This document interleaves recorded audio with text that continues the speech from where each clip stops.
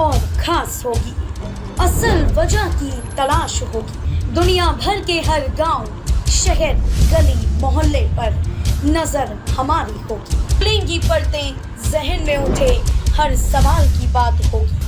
हर वो जवाब जो है आपके लिए जरूरी, जिम्मेदारी हमारी होगी। हर क्षेत्र की खबरों से जुड़े रहने के लिए बने रहिए वॉइस ऑफ अमेठी पर। नमस्कार, आप देख रहे हैं वॉइस ऑफ अमेठी। तो चलिए रुक करते हैं आज की प्रमुख और बड़ी खबर पर। मायावती की रैली के बाद रोमांचक हुआ इस सीट का चुनावी रण। पिछली बार जीत और हार का अंतर था बेहद कम। बसपा के रणनीतिकारों का कहना है कि बहन जी की रैली से बसपा के लिए माहौल बन सकता है।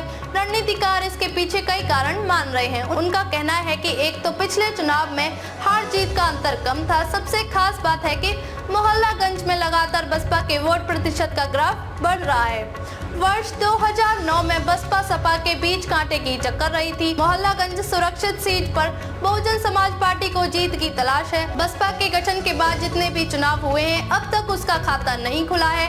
35% अनुसूचित जाति वोटर होने के बावजूद बसपा इस सीट पर अब तक भाजपा, सपा और कांग्रेस की काट तलाश नहीं कर पाई है।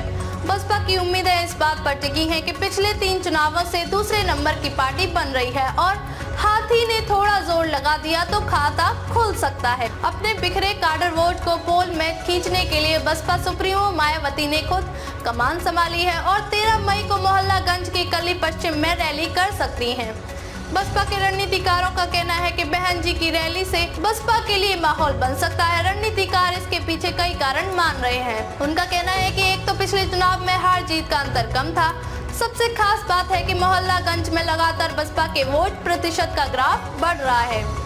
वर्ष 2009 के लोकसभा चुनाव तक बसपा और सपा के बीच कांटे की टक्कर रही थी। बसपा प्रत्याशी जयप्रकाश को वर्ष 2009 के लोकसभा चुनाव में 25.89% वोट मिले थे। खबरों में अब तक के लिए बस इतना ही। फिर होगी आपसे मुलाकात ऐसी ही किसी बड़ी और खास खबर के साथ। तब तक के लिए नमस्कार और देखते रहिए वॉइस ऑफ अमेठी।